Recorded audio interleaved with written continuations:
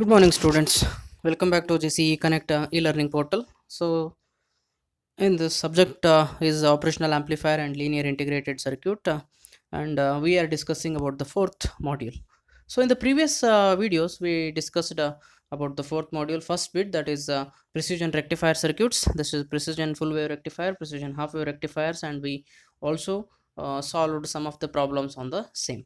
So here we are heading towards the second bit of the fourth module, that is analog to digital and digital to analog converter. Okay, so in this sessions we'll discuss about the what is analog to digital converter, digital to analog converters, and few types of these types of converters I will discuss in this particular video. Okay, right. So the title of this presentation or outline of this presentation will goes like this. We'll have a definition of A to D converter, then we'll discuss about why we need this analog to digital converter, then we'll discuss some what are the different types of digital to analog converters and the basic operation of each. We will discuss about that, and also the applications of this analog to digital converters. What is the applications?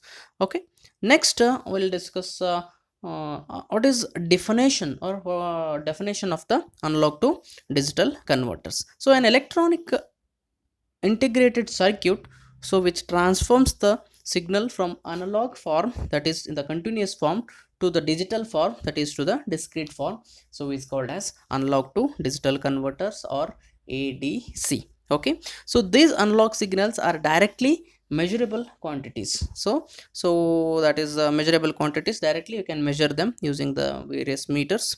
Okay, so digital signals only have two states for a digital computers, which we refer as a binary numbers. They are 0 and 1. So this is the definitions of analog to digital converter.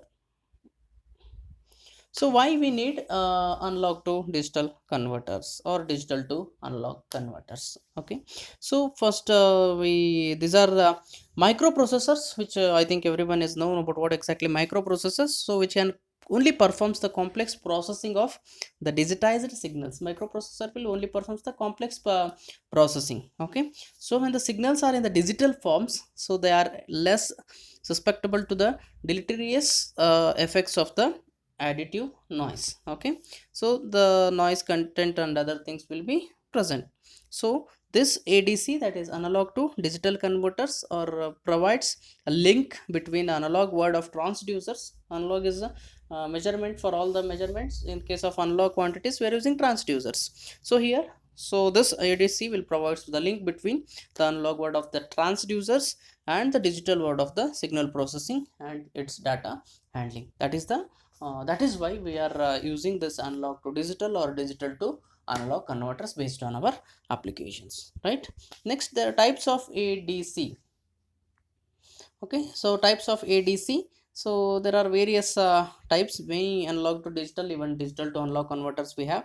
So that is successive approximation type of ADC, linear ramp ADC. Okay, linear ramp ADC we have, and many more types of ADC we are having. So each of this ADC so offer some of the things in the way of speed, cost, okay, power distribution, complexity. We have various types of ADCs and DACs. ADC is the analog to digital, DAC is the digital to analog converter. Okay, next we'll discuss about what exactly is digital to analog converters. So till now what we discussed, some of the introductory part about ADC and DAC.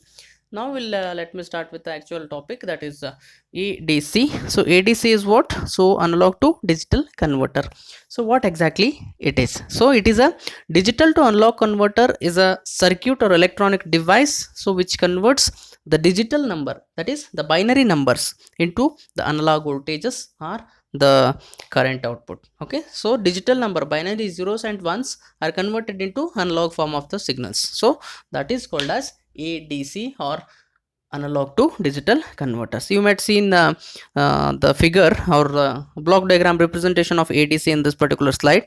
So here, so the first block is a digital block, so which has a digital signals. So and it is then passed to the DAC, that is digital to analog converters. So there is a conversion will take place, and then the output will be analog sine wave. So this is how your DAC will converts one form to other form. So next is R to R ladder diac.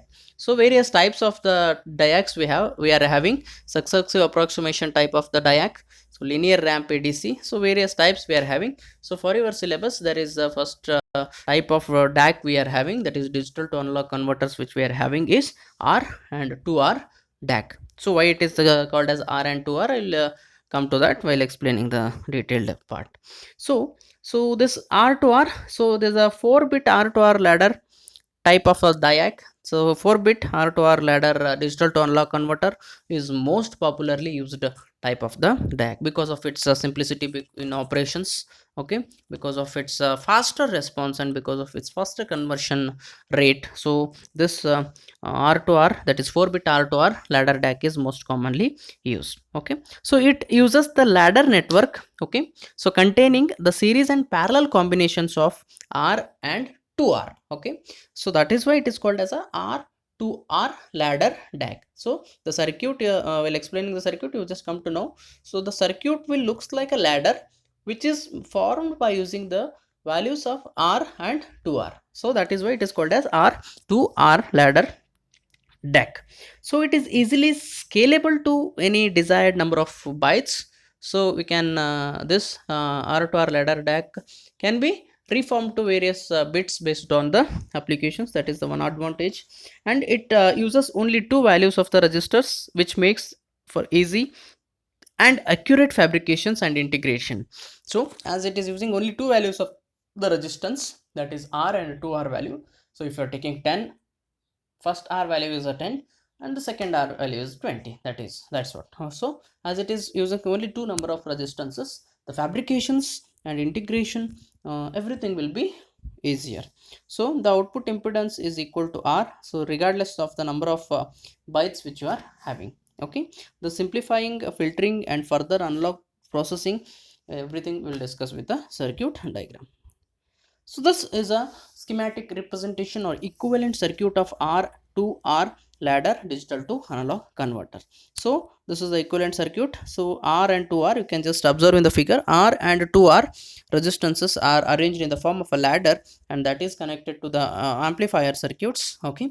So here there are four switches, so B0 to B3. So there are four different switches, B0 to B3. So if the switch is connected to ground, the state of the switch is 0. If it is connected to the terminal of the amplifier, so the state of the switch is 1. That is how we are differentiating the state of the switch in this particular case. So here, so each bit corresponds to a switch, so each bit will be corresponding, it's a 4 switches, 4 bits. So if you want 8 number of switches we have to connect. So very simple in modification, so that is why it is more commonly used, okay. So it's a 4-bit, because of that 4 switches we are having. So if the bit is high, the corresponding switch is connected to the inverting input. High means it is connected to the amplifier, low means 0, okay.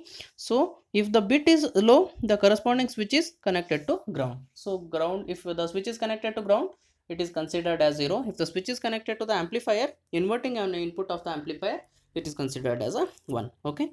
It requires only two precision resistance value, that is R and 2R. So R is 10, other R will be 20. So that is the difference. So based on this, if switch based on the operation of the switches, we can convert the different values of digital to analog. So it is converted state of the switch, and the reference value is given at the top, that is at Vs, input signal is given. So based on the number of switch, so in this particular module slide, all the switches are at the 0 positions, okay. So that 0 is compared with the other terminal voltage is also 0, because other terminal is connected to ground. So it compares both the signals, and amplifier will produces the output. So V0 is equal to Rf divided by R1. So based on that, which switch is closed, if which is switch is open, we will decide the bits value here, okay. That is the function or operation of R to R ladder DAC. Specifications, if you come to the specifications of any of the DIACs or ADCs or DACs. So the resolution of this DAC will change in the output voltage for a change in the least significant bit value of the digital input. So the resolutions is, once again, it is specified in terms of bytes.